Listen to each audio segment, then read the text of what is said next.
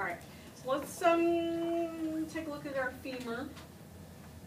Okay, so again, here's the head, here's the neck, here's the greater trochanter, lesser trochanter, here's the shaft or the body of the femur.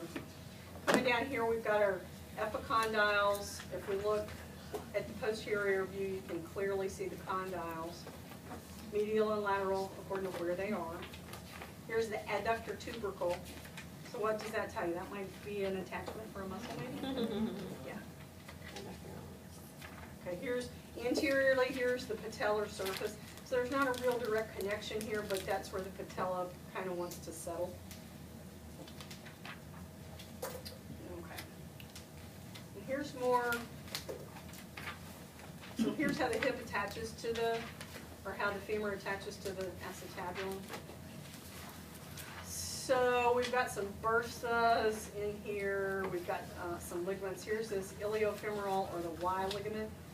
Okay, iliofemoral. So it kind of, can you see how it splits into two pieces? Okay. So kind of what happens there is that creates an enormous amount of anterior stability. So if you don't really have the muscle control to do it, like if you see people that are kind of standing funny and walking funny, sometimes they don't have the muscles for it, and they're basically leaning on those Y ligaments. You know, over time you can overstretch them and tear them and stuff, but that's like one of those things that we use to try to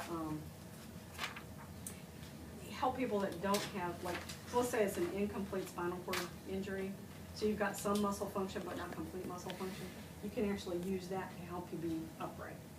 You see a lot of older people walk like this. Usually they're a little heavy and they kind of go like, is that their hip, because of their hip pain, or? It might be hip pain, it might be muscle weakness in their hips. I tend to do that when I run. And when I've been tested, because I work around, you know, physical therapists, and they're always trying to fix me.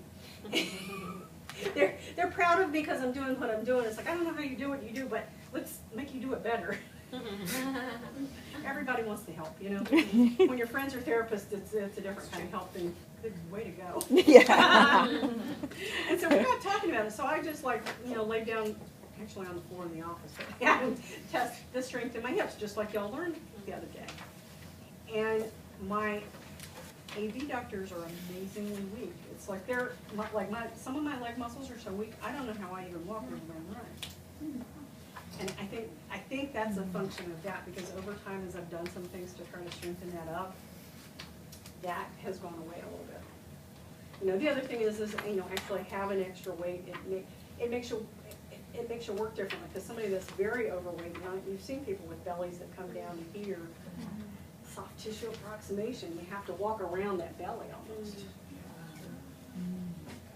You know, somebody like Barbara Brisley that came to do the demo, and you saw her legs. Her legs, when I met her, those, you saw the lobules here. Okay, when I met her, those lobules were completely filled, and they were about this big. Wow. So can you imagine trying to walk around that? Wow, good job. You know, kind of her walk was, one would be in front and one would be in back, and she would just bump. Oh my gosh. You know, now she can walk one foot in front of the other. Okay. So yeah, you know, it can be hip pain, it can be, you know, weakness, it can be a combination of